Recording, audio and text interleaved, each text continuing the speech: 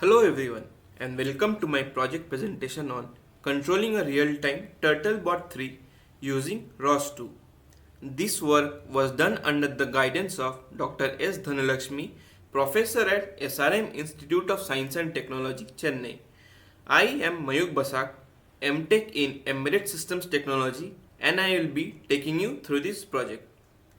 In this session, we will simulate the TurtleBot3 robot, control it using ROS2 and visualize real-time LiDAR and Odometry data all inside a browser environment without any downloads.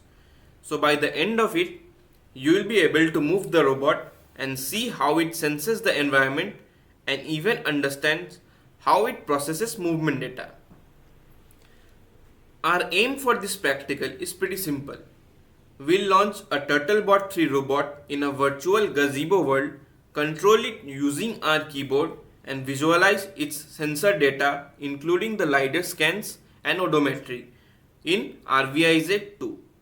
We'll be using ROS2 Humble and we'll run everything inside the construct, a browser-based ROS development platform, so no installation is required. So step 1 is to create a free account on the construct.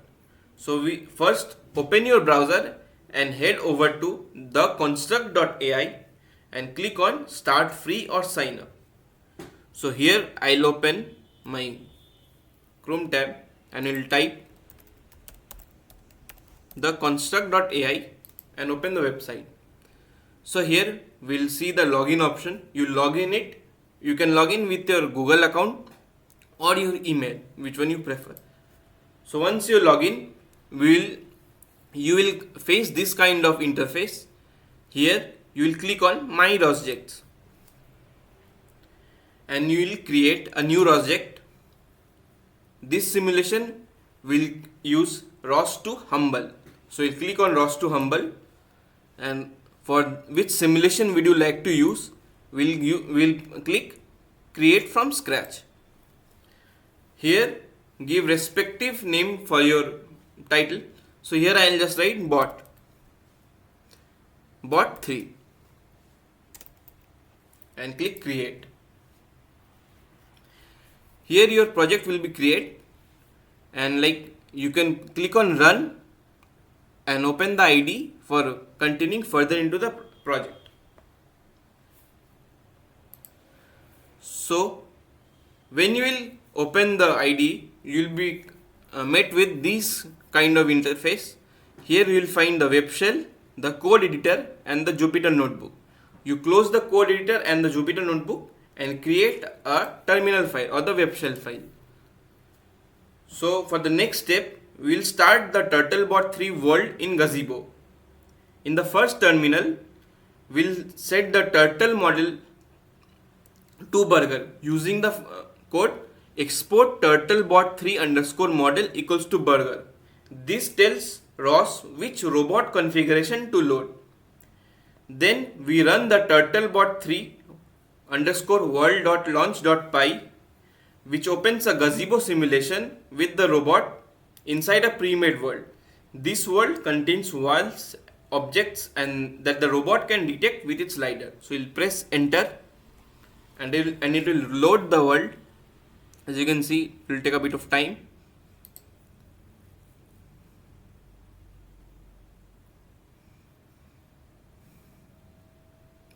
Here it has loaded the world. As you can see, this is the turtle shaped simulation that we are doing.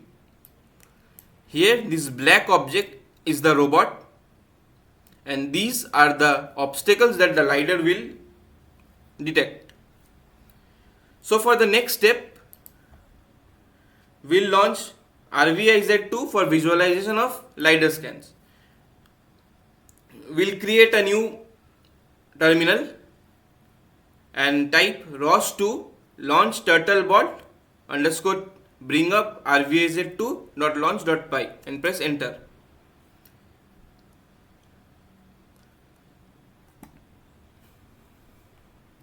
So it will launch up the RVIZ2 file, and as you can see, faint lines from the bot which will from the LiDAR, which tells there are objects beside the robot. Now to control the robot using our keyboard, we need to open another file. So come to terminal, click on create new terminal. So new terminal will be created and type ROS2 run TurtleBot3 underscore teleop space keyboard and press enter.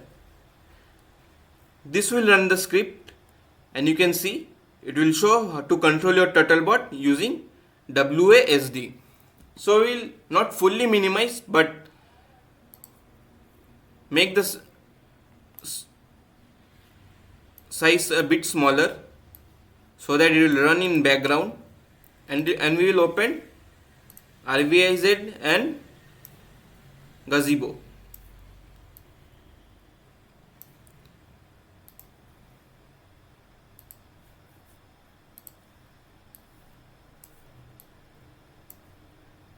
Here, as you can see, if you click on terminal and press W, it will instantly detect that key press, and similarly the bot inside the Gazebo will be moving.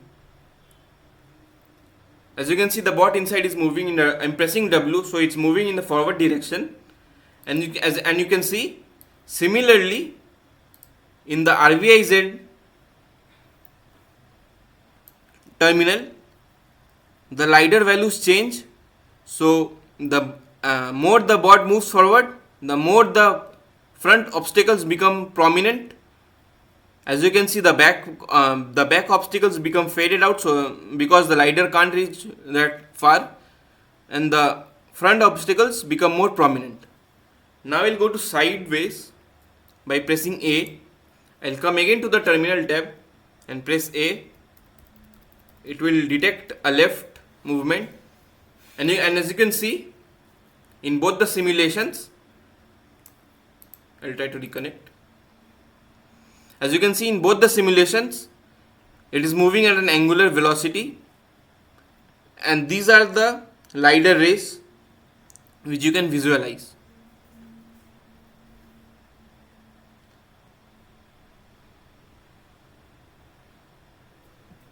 So how this thing works?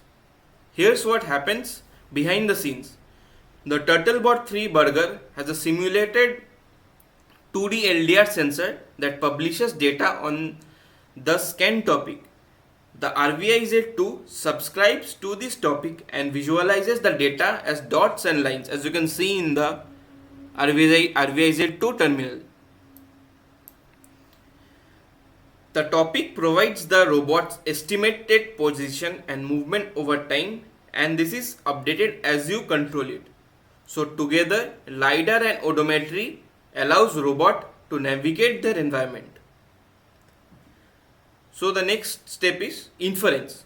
So the inference from this practical, we can say that the LiDAR based perception gives robots a highly accurate real-time understanding of their surroundings. The combination of LiDAR data and odometry not only enables precise movement but also forms the foundation for higher level tasks like mapping, autonomous navigation and obstacle avoidance. This practical demonstrates how ROS2 can seamlessly integrate simulation, sensor data processing and robot control, a workflow identical to what's used in real-world robotic system. So that's it.